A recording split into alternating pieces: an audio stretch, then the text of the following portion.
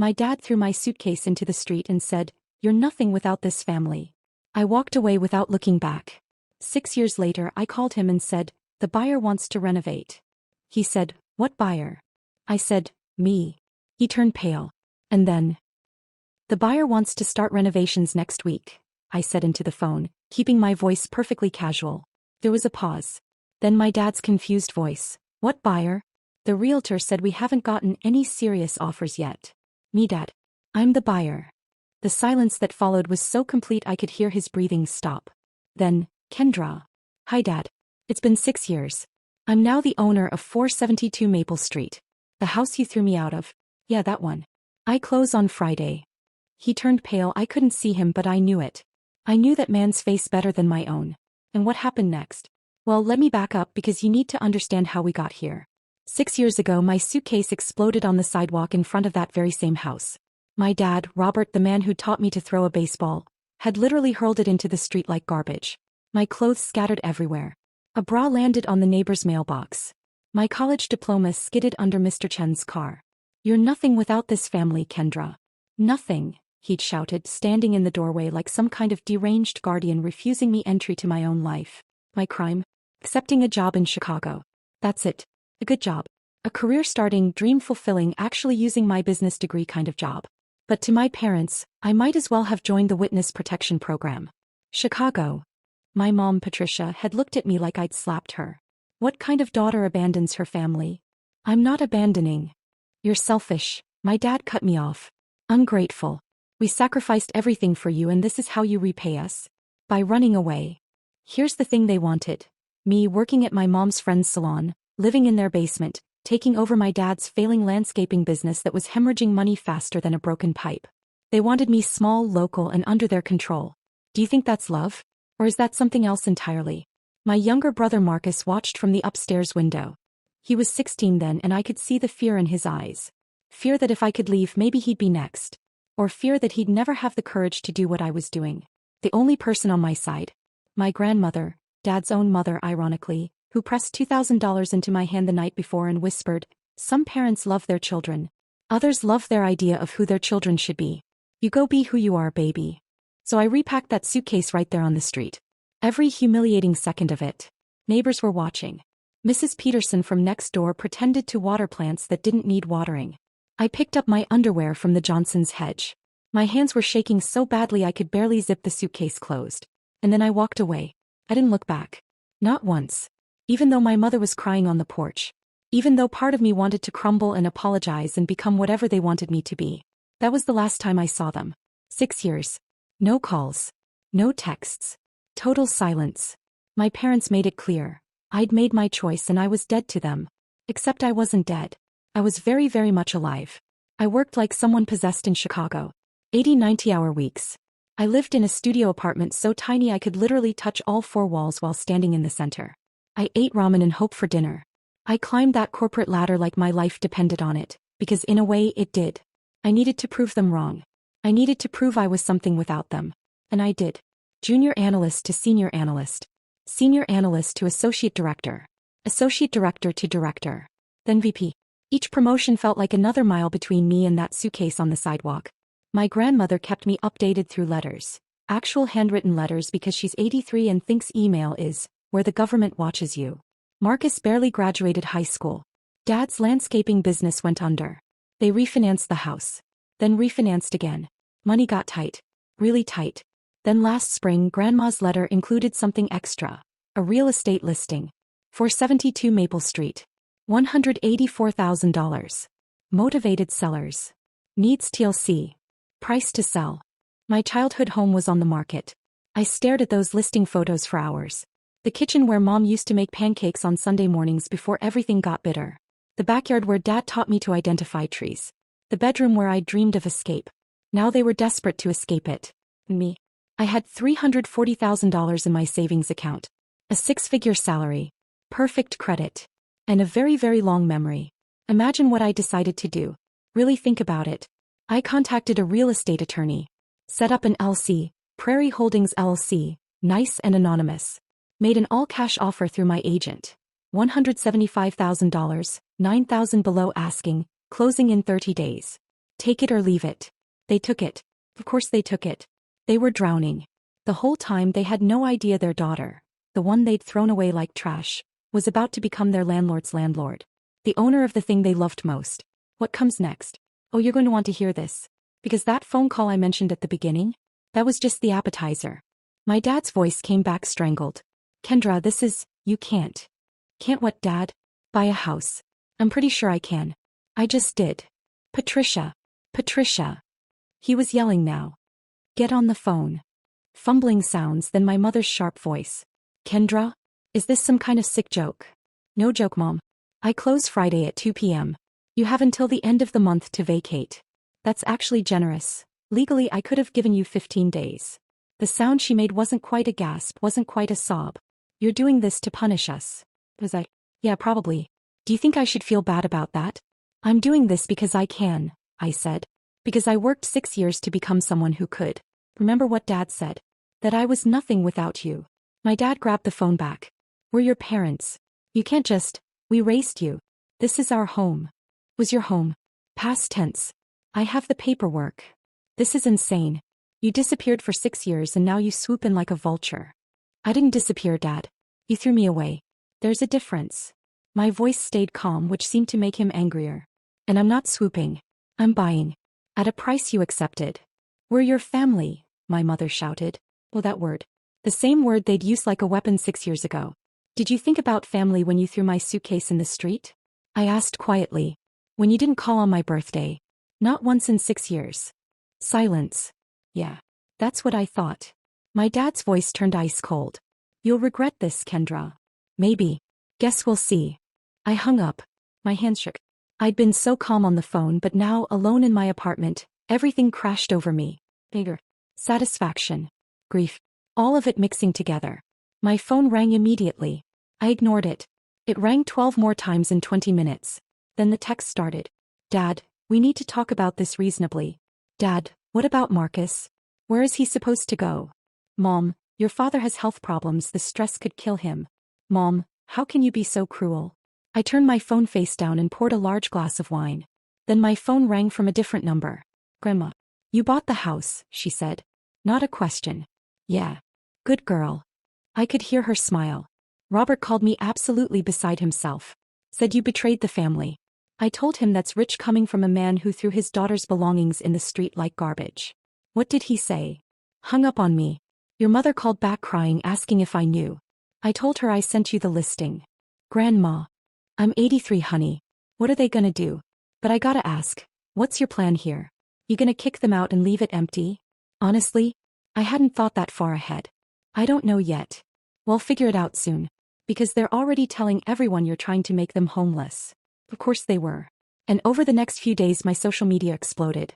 Aunt Linda, I can't believe you would do this. After everything they did for you. Cousin Josh, that's cold, Kendra. Real cold. But then, Marcus, we need to talk. Please. My little brother. 22 now. I hadn't spoken to him in 6 years. I stared at that message for 3 days before replying, okay. Coffee. We met halfway in Des Moines. When Marcus walked in, I barely recognized him. He'd grown up. Had a beard now. He sat down without ordering anything. You really bought the house? Yeah. Why? I took a breath. Because I could. Because they hurt me and I wanted to hurt them back. Because, I don't know, Marcus. He nodded slowly. They're losing their minds. Dad says he's going to sue you. Mom cries constantly. They've told everyone in town you're vindictive and heartless. Am I? Marcus looked at me hard. I was there that day, Kendra. I saw Dad throw your suitcase. And I've watched them tell everyone for 6 years that you abandoned them. That you were the problem. And what do you think? I think they taught you that love has conditions. Now they're shocked you learned the lesson. Something cracked open in my chest. My little brother understood. They want the house back, he continued. Or at least to stay. Dad's talking about some legal thing that doesn't make sense. That's not how property law works. Yeah, well, logic isn't his thing right now. Marcus smiled slightly. So what happens now? What do you think I should do? We talked for another hour. He told me about his warehouse job, his girlfriend Kelly. I told him about Chicago, my career, my life without them. When we hugged goodbye, he whispered, I missed you. I missed you too. Closing day arrived. Friday 2 p.m. I wore my best Navy power suit. My attorney Janet met me at the title company. My parents weren't required to be there, but they showed up anyway. I saw them through the window before going in. They'd aged. Dad's hair completely gray. Mom looked fragile. They sat in their car in the parking lot just watching. And suddenly, standing there in my expensive suit with my attorney and my cashier's check, I felt 6 years old again. Small. Feared. Then I remembered that suitcase hitting the pavement. I walked inside. The closing took 17 minutes. I signed papers. Janet signed papers. The title company notarized everything. And just like that, for 72 Maple Street belonged to Maine. Congratulations on your new property, the closer said, sliding me the keys. Those keys felt heavy. Heavier than they should. I walked out to find my parents standing by my rental car. Waiting. Kendra, my mom started, her voice shaking. Please. We need to talk about this. There's nothing to talk about. You have until the 31st. My dad stepped forward, and for a second I thought he might actually grab me. You self-righteous little. We gave you everything. And this is how you repay us. Everything. I laughed, sharp and bitter. You gave me a roof and food. That's called basic parenting, Dad. That's the legal minimum. We loved you, my mom cried. No. You loved the version of me that did what you wanted. The real me. You threw her in the street. I got in my car. My dad slammed his hand on the hood. This isn't over. But it was. I drove away. What I didn't expect was the call 2 days later from a number I didn't recognize. Is this Kendra Walsh? A woman's voice, professional. Yes. This is Margaret Chin from Nebraska Child Protective Services. I'm calling about your brother, Marcus Walsh. My stomach dropped. What about Marcus? He's 22, so not technically our jurisdiction, but he contacted us about your parents. Ma'am, he's reported that since you bought their house, the situation at 472 Maple Street has become volatile. Your father's been drinking heavily. There have been loud arguments. He's concerned about their mental state. Wait, Marcus is still living there? Yes. He says he can't afford to leave yet, but he's worried things might escalate. He mentioned you're the new property owner, so I wanted to give you a heads up. If police are called for a domestic disturbance at your property. Jesus. This wasn't what I wanted. I understand. Thank you for letting me know. I hung up and immediately called Marcus. Why didn't you tell me it was getting bad? I demanded. Because I didn't want you to feel guilty. His voice was tired. This isn't your fault, Kendra. But Dad's been drinking since the closing. He keeps saying he's going to fix this. Mom just cries in her bedroom. It's a mess. Get out of there. Come to Chicago. Stay with me until you figure things out. I can't just leave them like this. Marcus, they're adults. You're not responsible for their reaction to consequences they created. He was quiet for a moment. There's something else you should know. Dad contacted a lawyer. Some guy named Bill Friedman. He's trying to find a way to contest the sale. On what grounds? I bought the house legally. I know. But Friedman told him there might be an angle with undue influence, or something. That you manipulated them by using an LLC so they didn't know it was you. Actually laughed. That's not illegal. That's just business. I'm just warning you. Dad's obsessed. He's not thinking straight. We hung up and I sat there wondering what fresh hell I'd actually created. The answer came 3 days later when my doorbell rang at 11 p.m. I looked through the peephole and almost had a heart attack. My dad. Standing outside my Chicago apartment building. He'd somehow gotten past the main entrance. Do you think I should have opened the door? I did. Fully. He looked terrible. Unshaven, rumpled clothes, eyes bloodshot. We need to talk. How did you find my address? I hired someone. Cost me $400 I don't have. He laughed bitterly. Can I come in? Every instinct screamed no. But curiosity won. I let him in but stayed near the door. He looked around my apartment. The nice furniture, the real art on the walls, the view of the city. So this is what our sacrifice bought you. Your sacrifice? Dad, I built this myself. Every single piece of it. We paid for your college. With loans in my name that I'm still paying off. Try again. He sat down uninvited on my couch. Your mother's had a breakdown. Did Marcus tell you that?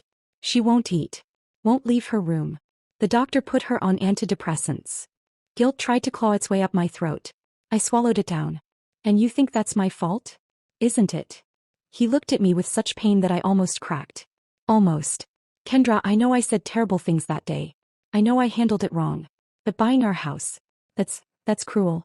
That's revenge. Yes, I said simply. It is. He blinked like he'd expected me to deny it. You taught me that actions have consequences, I continued. You taught me that when you love someone conditionally, Eventually they'll stop meeting your conditions. You taught me all of it, Dad. I'm just a good student. So what now? You want us to grovel? Apologize. I don't know what I want. And that was the truth. Maybe I wanted you to feel a fraction of what I felt that day. Maybe I wanted to prove I was something without you. Maybe I'm just as screwed up as you are. He stood up abruptly. I'm not leaving Nebraska without that house back. Then you're not leaving Nebraska. Because it's mine. What happened next I didn't see coming. My dad's face crumpled. Not in anger, in complete devastation. And he started crying. Big, shoulder-shaking sobs. I'd never seen my father cry. Not once in 28 years. I'm sorry, he choked out. God, Kendra, I'm so sorry. I was scared. When you said you were leaving, I was terrified I'd lose you forever, and I handled it in the worst possible way, and I did lose you, and it's all my fault.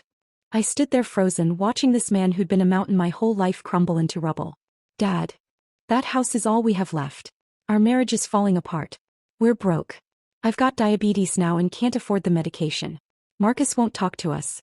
And you, God, you hate us and you have every right to, but that house. He looked up at me with devastated eyes. It's all we have. And I know that's pathetic. I know it is. But I'm begging you. Imagine being in my position right then. What would you do? I didn't answer him right away. I couldn't. My father sat on my couch crying and I felt nothing. Then everything. Then nothing again. You need to leave, I finally said. Kendra. Now, Dad. He stood slowly, wiping his face with his sleeve. At the door he turned back. We'll be gone by the 31st like you asked. We found a rental. It's small in a bad area, but it's what we can afford.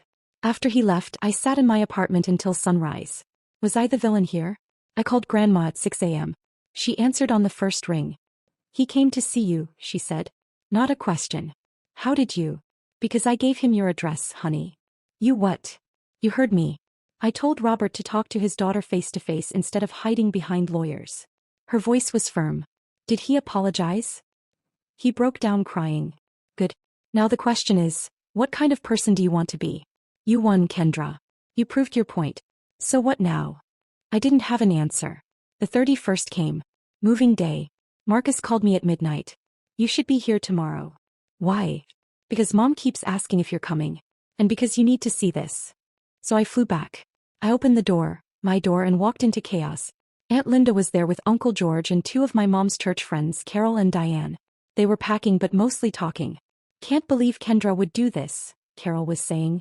Always was a cold girl, Diane added. Even in high school. My mother sat surrounded by boxes, looking broken.